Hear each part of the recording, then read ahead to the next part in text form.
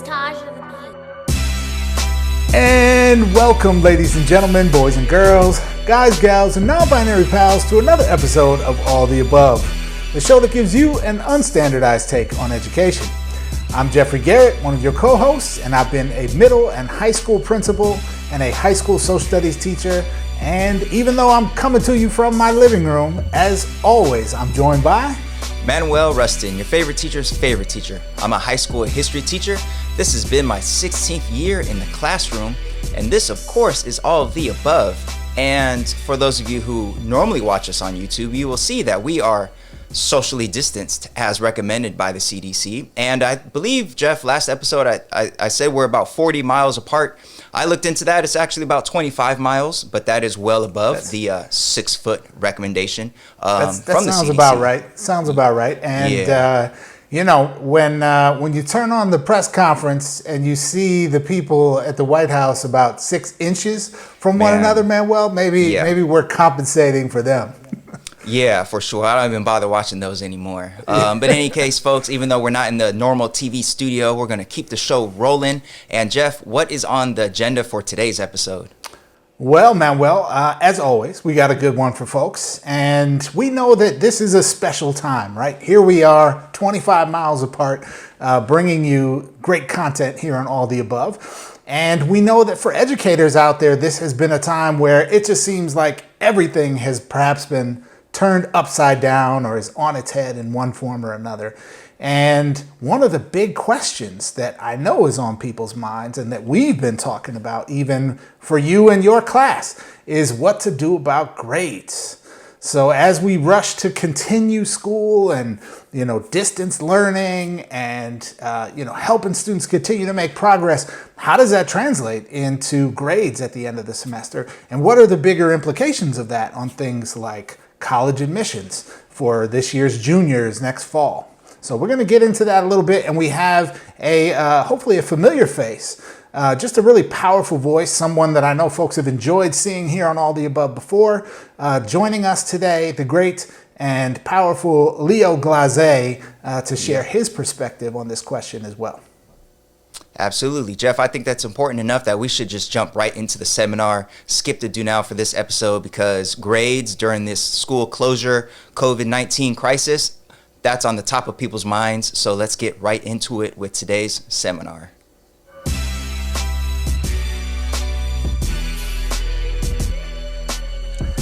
All right, folks, welcome to today's seminar. And as we said, it is our distinct pleasure to be joined by Leo Glaze. You've seen him here before, here on All the Above, talking about his work as, dare I say it, a radical educator, carrying the torch of engaging middle school students with the complex issues of race, power, and privilege in his classroom.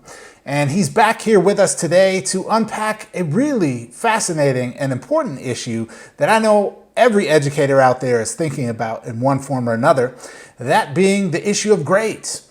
And grades have, as we have noted here on this show back in episode 2 of this season, have been forever, perhaps, a topic of great controversy and something where there's been huge inconsistency across the country, across districts, across schools, and heck, a lot of times even right across the hallway with different teachers. But here we are in a totally unprecedented situation with schools across the country closed, and the big question on folks' minds, what to do about grades for the remainder of this semester. So, Leo, welcome back to All the Above. It's great to have you back here with us. Now, Leo, you work at an independent school here in the Los Angeles area, and your school, I know, has been closed for about 2 weeks now, as many schools across the region, across the country have been. So I'm wondering, what kind of guidance or what kind of direction have you been given, or are you perhaps even developing yourself or with colleagues around how to attack these issues of grading for the remainder of this semester? It's been an interesting transition and an interesting time in our school. We got the notice that we were closing that Thursday, like the Wednesday after the NBA shut everything down. And by the following Tuesday, we had to have everything kind of up and running. We met as a staff for a couple of days, and we met amongst other teachers and then administration as well, trying to figure out exactly what this new landscape would look like. My school is a bit different in the fact that from kindergarten through 8th grade, we don't give letter grades. Now, a teacher might give out grades or numbers or some sort of rubric for an individual assignment. But when it comes to a final grade, there is no final grade. We write narratives for each student, and then we also have a set of benchmarks that we go ahead and assess them on a scale of from like 1 to 10. And even our benchmarks, for the most part, are a bit different. We get to design those ourselves. And so when it comes to our grading, there hasn't been a whole lot of talk regarding that. And then there's also like the idea that equity comes into play, and the fact that with our small middle school, we have every kid that's got access to a laptop or to an iPad. And so like we haven't really had to have a lot of great discussion regarding grading and that sort of thing. But it does help that our system for assessing was a bit on the scale that would allow our teaching going to remote to not have to combat that idea or that practice. Yeah, that's a really interesting perspective, Leo, because I think, for a lot of educators out there that are used to operating or forced to operate within the more traditional grading scale, your kind of, numerical 1 through 4 at the elementary level, and your perhaps traditional A through F type of scale at the secondary level, moving into this world where, we're now in a space that's maybe more like the space that you're used to operating within. I'd love to hear a little bit more about, so what does that look like? And what are the ways in which you and your colleagues communicate to kids and families how they're doing and, sort of what kind of progress they're making or maybe not, and what to do about that? We really work in a pretty natural and kind of structured environment in which we keep in contact with administration, along with the teachers, and along with the students and their parents. And so doing our online platform, and we use a lot of Google Suites because that's just kind of where we have our contract set up. They're allowed to kind of access the different assignments that they have. They're able to turn them in remotely, and then they also get feedback on them online as well. And that's something that their parents also have access to, too. So they can kind of look at the feedback that they're giving in real time, along with their parents as well. And so that really does kind of help offset any issues that might come up further down the road if there happens to be assignments that haven't been turned in or maybe weren't complete the way that they would have liked them to have been. We can kind of head off a lot of those different obstacles kind of right at the beginning. But again, I'm also in a privileged spot where the fact that I've only got 65 middle schoolers, and so it's a lot easier to kind of put out those kind of small fires or any types of obstacles before they become anything bigger. Great. Now, Manuel, you also are a current teacher, a high school teacher, and I'm very curious about your experience as well, because your school also closed now almost 2 weeks ago.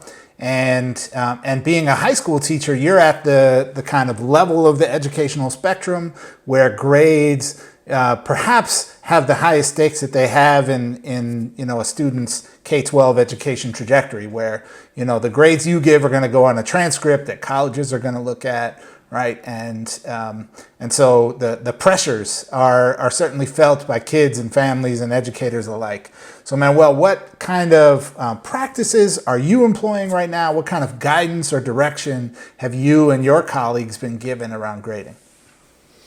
Yeah, well, it's pretty much a big, complicated bit of a mess, really. And it's not a mess specific to my district. I think this is a mess that a lot of public school districts are facing. And going back to what Leo was describing, like if we had those sorts of grading practices in the first place, where students were being given this feedback and more narrative style assessment of how their learning has developed over the course of the school year, maybe we wouldn't have as much of a problem right now as we're having in our system, where everything's about points and percentages. And for us, like the closure came just as swiftly and unexpectedly as it did for a lot of schools out there. And we didn't have a chance to really have a clear discussion about what the grading practices might look like as we transition to online instruction. So we closed on a Friday, and that Monday, teachers came to the school site to grab their stuff and to get basically a day full of assistance and understanding whatever online platforms they didn't already feel comfortable with. And that was pretty much it. So there wasn't really time to get on the same page about grades or anything like that. So more or less, it's been up to each teacher so far. In my school site, I know our principal has told us that they are looking for clarity from the district over the course of this is now our spring break, which is about to start right now, and that when we get back from spring break, we'll have more clear directions about what to do regarding grades. But everything just happened so fast that we were really trying to get through these last 2 weeks and just make it to spring break to catch our breaths and figure out what's going on. So I know myself and a lot of the teachers that I'm closer to have basically taken this 2 weeks as enrichment, catch up, perhaps a little bit of extra credit for those students who are willing and able. But this whole pandemic has thrown so many people's lives into a bit of a whirlwind, and I can't begin to expect every single student to be able to tap into the online instruction right away, like other teachers maybe are thinking. So as far as I'm concerned, the grade book is just like on timeout right now, and I'm not doing anything that's going to harm any student's grade by any means. And I think most of the people in my district, at least most of our leadership, agree that during this time there shouldn't be anything happening grade-wise that's going to hurt a student's grade, because our students are suddenly thrust into the roles of being babysitters or caregivers or earners and all these other things, and we can't begin to just expect them to do the same level of schoolwork the way we want them to day by day, like we maybe did before the closures started. Yeah, so Jeff, I know you work with a really large school district, and I'm curious as to what you've seen or heard about how the district is approaching grading during this closure. Yeah, that is an excellent question to which there is not currently yet, at least, an excellent answer. And I don't say that to knock any of the sort of policymakers and folks in positions to really influence what the policy decision is going to be about this. But that is to say, I think this is actually one of the more complex educational questions that we're trying to address right now. So the reality is the stakes are a little bit different from elementary to middle to high school. And I think the most controversial part of the spectrum right now really is about high school students. And so we have, just to give people some insight into what the layers of that complexity are, we have, high school juniors right now. And many people might argue that this semester's grades are the most important semester's grades of their high school career, right? This is the final set of grades that will go onto the transcript that many of the students submit for their college applications in the fall, particularly if they are submitting, let's say, early decision to a competitive college or that sort of thing. And then, of course, there's just in general the GPA implications of this for folks. For our high school seniors, there are questions about GPA, there are questions about graduation status, period. Here in the state of California, in order to graduate with sort of different levels of readiness for college, there's what we call A to G completion, which means all of the kind of range of various courses that students are required to complete and pass with a C or better grade in order to demonstrate readiness and eligibility for a Cal State or a University of California campus, right? And so if we did something like, for example, say there are no grades this semester, or grades are going to be pass-fail, there are actual state level and university level policy implications that could potentially exclude tons of kids from opportunities, or marginalize certain sets of kids into, remedial classes at the college level that come with a whole cascading set of challenges and barriers depending upon what we decide here. So I think in a lot of ways what I'm seeing is an entertaining of what the issues are from folks in positions of power here in Los Angeles. And I think what is going to likely happen is that we're going to need both federal and state and then local districts to align on some practices, so that whatever we decide doesn't come with sort of unforeseen ripple effects that actually burden students, or that harm students' ability to continue on the trajectory that they would have otherwise been on, or to sort of achieve as much as they could achieve, given this just crazy outlier of a situation in which we find ourselves right now.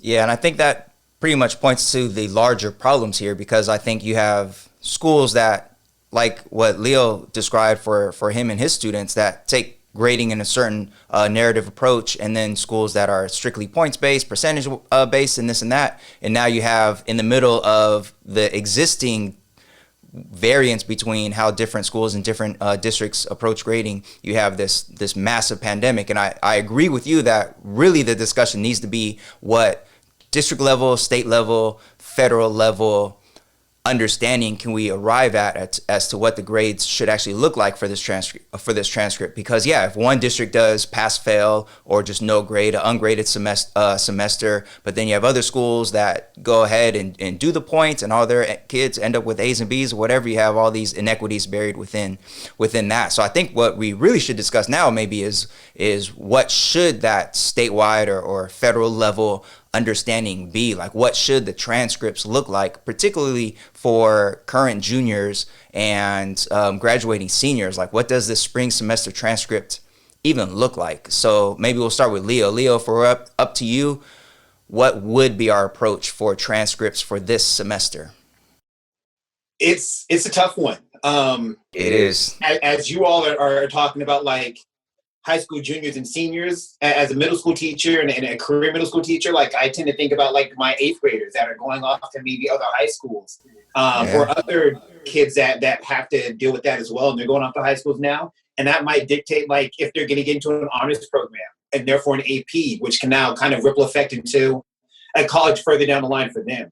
Absolutely. If I had my say right now, and again, not being an expert whatsoever, but I just give the kids A's. Like, it's the most equitable thing that I can think of that keeps things as level as we possibly can without there having to be a ton of explanation for it. It does make it as simple as we can. And it also kind of addresses the idea that there's a lot of inequity that is presented with this pandemic that we're now dealing with, whether we're talking about students not having access to equipment or Wi-Fi or things of that nature. And then even to make sure, like, even if we put an iPad in a kid's hand, that still doesn't make the system equitable. I mean, we've tried separate but equal in America, and that didn't work either. And then we also have to talk about the fact that there's inequality that goes along with the teachers as well. And some of them might not have a lot of great bandwidth at their house, or they might not necessarily have iPads or laptops. And I've heard from different teachers that have had those issues kind of going on right now for them. So I think that giving them all A's for their semester is probably the best thing that we can do. Other than that, like, I fear that whatever we come up with might not be equitable for all the kids that are involved and have been impacted by this. Yeah, I totally agree. No matter what we come up with, it's not going to be a perfect solution. I mean, we're talking about a problem it was an existing problem before the pandemic hit. And when we talked about grades in a previous episode, I think that was episode 2 of this season, we pretty much arrived at the conclusion that no matter what teachers or schools' grading practices are, there are going to be problems, there are going to be drawbacks and limitations to it. And this just exacerbates that so much. So I agree with you. All the students should get the same thing.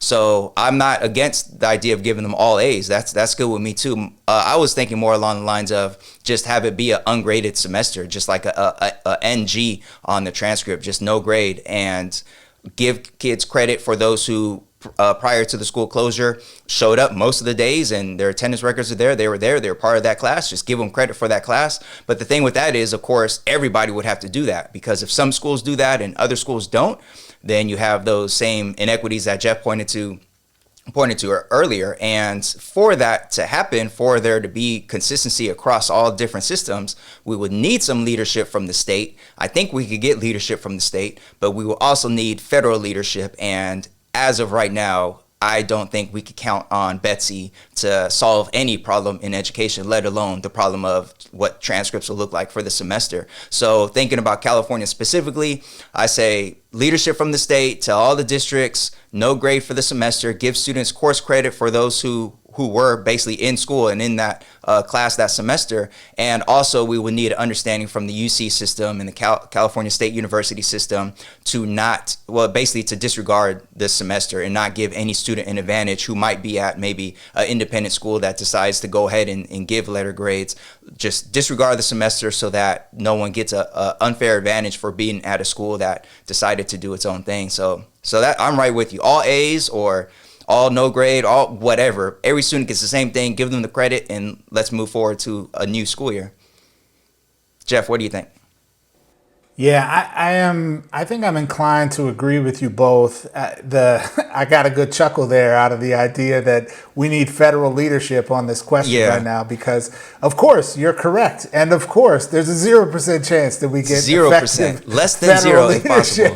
Right now, I think just yesterday, Trump said he doesn't believe that they need masks in the hospitals in the states. So if that's where we are, I feel like equitable grading across the country is not high on the list of things that are going to get attention right now. It's not even on the list. But that said, right, yeah, exactly. But that said, right, there actually are, like, there's a case to be made that this question around grading is of actual, like, profound importance right now.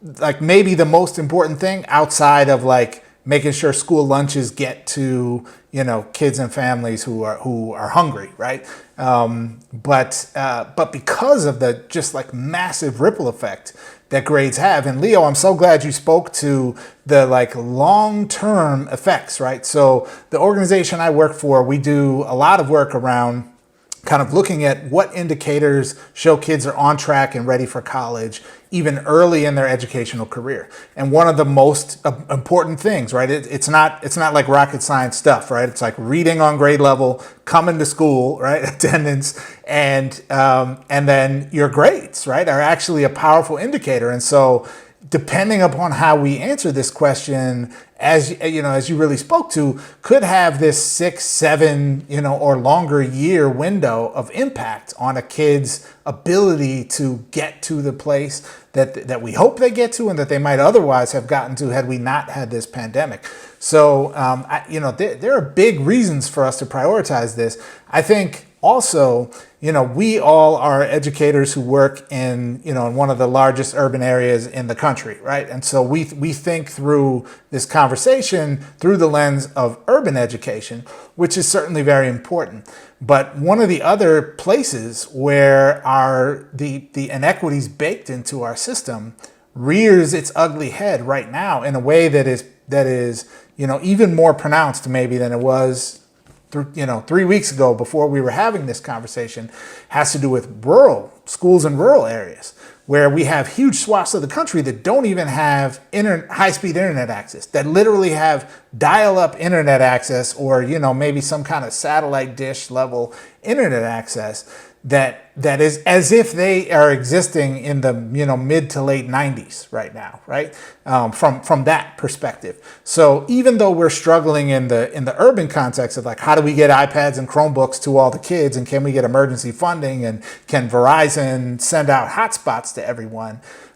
We got whole swaths of the country where that's not even a question that can be asked because the actual physical infrastructure is not in place to connect those students to the online learning opportunities that we're talking about. So I think all of that, combined gives us incredible reason to say the solution we need right now is one that harms no one, right? Or at least reduces the harm of whatever outcomes there are around grading to the lowest level as possible. And to me, it sounds like the ideal position on that would probably be something like what you described, Manuel, which is let's just essentially have like a sort of a mulligan on grading for this semester. Like we're just gonna not count it. But I think practically that actually might be a lot more difficult to implement from a policy perspective than doing what you described, Leo, and which several of the more competitive colleges around the country have already taken steps to do this, to say like we're going to give everyone just all A's, right? And is to actually issue a grade, but issue a grade that that essentially acts as like a neutral factor for everyone by saying, it's all A's and we put an asterisk on the transcript, and hopefully that reduces the harm as much as possible. But this is one of those questions where, as much as we like to criticize the policymakers, I actually don't envy them, because this one's a mess, right? And you think about the NCAA, you think about the College Board, you think about all of the colleges and universities and employers and car insurance for young people, all the things in our society that are attached to GPA that this is going to impact. I mean, it's like giving me a headache just thinking about it here in this conversation right now. Yeah, I agree.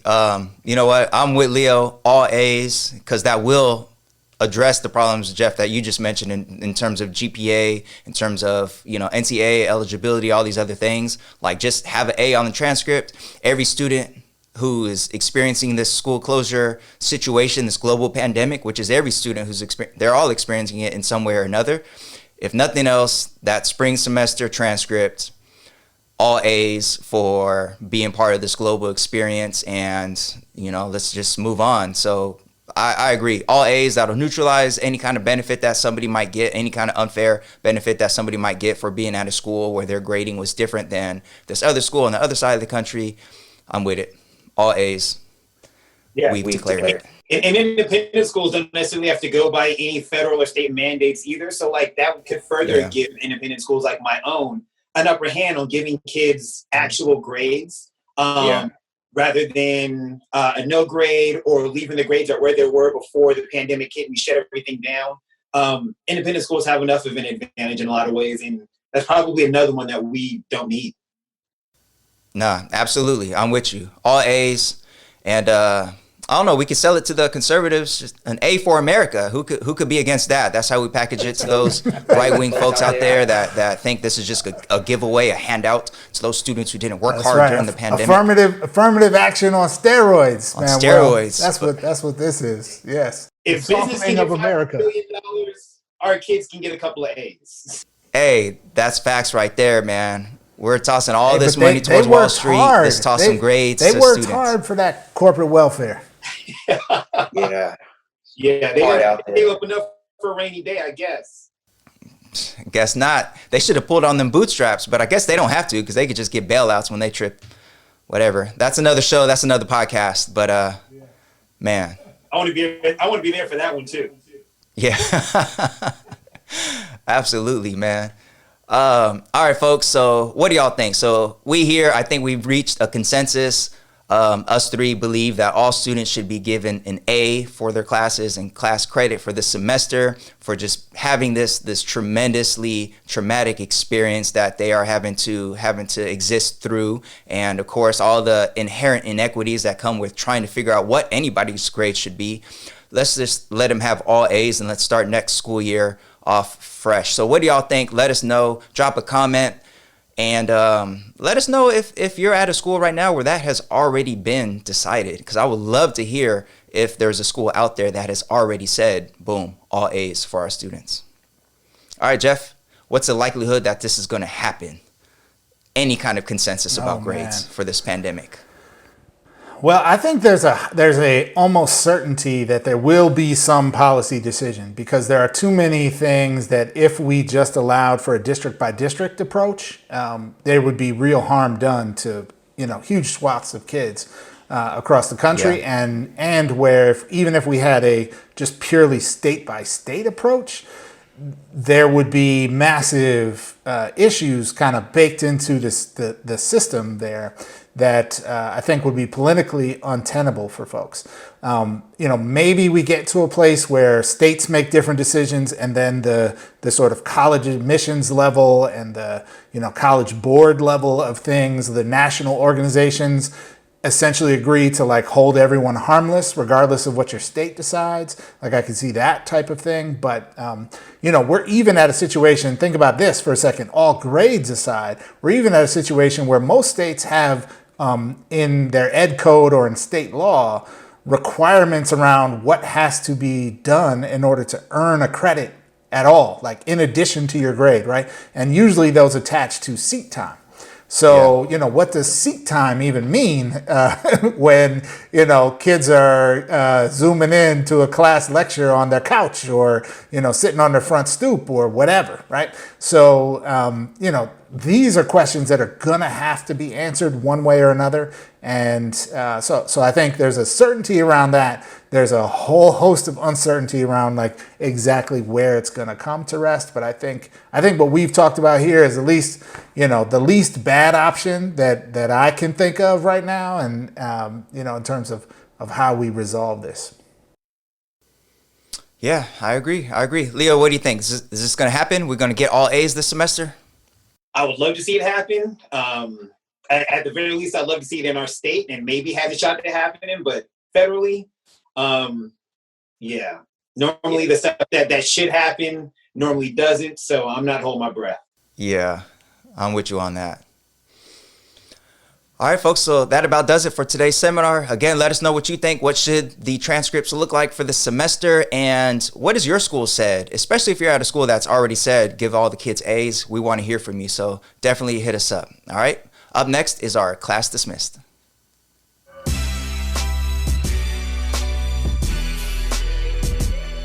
All right, folks, now it's time for class dismissed, where we like to shout out people doing great things in the world of education.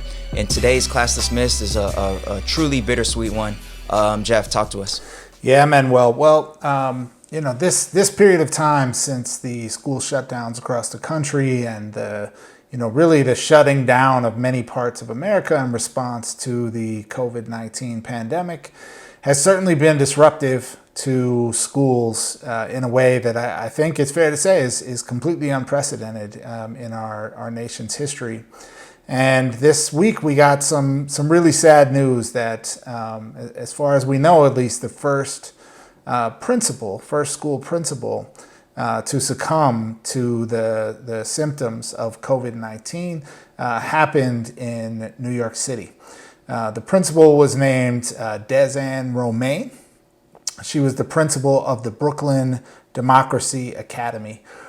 Brooklyn Democracy Academy, for those outside of New York, should know is a transfer school, which means it serves high school students, but primarily students who have transferred into this school as kind of a second chance opportunity or an opportunity to, still earn their high school diploma when maybe things didn't quite work out as they'd hoped at another school or even previous schools. So this is a school that really fills a special position in a school system, working with many of the most marginalized students in our system. And transfer schools are often smaller than other high schools and very close-knit communities. And so as a person who spent the bulk of my career working in New York City, this hit really close to home. And to know that her school community and the community of Brownsville and the larger borough of Brooklyn and New York City Department of Education are feeling the reverberation of this loss this week is just a painful moment to recognize what's really at stake. And in as much as the implications of this shutdown are disruptive on everyone's lives, it is our lives in this equation that are what's most important. And so we want to give just a warm and strong salute to Principal Desanne Romaine from Brooklyn Democracy Academy, and our heartfelt thoughts and prayers for the students and adults and families that are part of that school community. Yes, definitely. Shout out and salute to Principal Romaine. Very, very, very tragic story. And Jeff, it reminds me of something that you mentioned in our previous episode. We were discussing whether or not the school year should continue, period. And something that you brought up was that there isn't enough discussion happening right now in the world of education relative to preparing educators for the reality that's that's about to hit and has already hit in many cases, this reality of this pandemic and the fact that we are going to be experiencing massive death. We're going to be losing students, we're going to be losing colleagues, and this is a discussion that isn't really happening right now in terms of preparing for that reality. As we record this, the nationwide death toll has surpassed 1,500, and last weekend when we were talking, it was around 200 or 300, and this is just something that's going to be close to home for a lot of people. So Principal Romaine, shout out to you, salute, and yeah, man, we gotta figure out how we are together going to get through this and be there for our students and be there for our colleagues as this school year winds up and next school year begins. Yeah. Yep. All right, folks. So that does it for this episode of All of the Above. As always, you could catch all of our episodes at our website, aotashow.com, and on YouTube at youtube.com/alloftheabove. We'll check you out next time.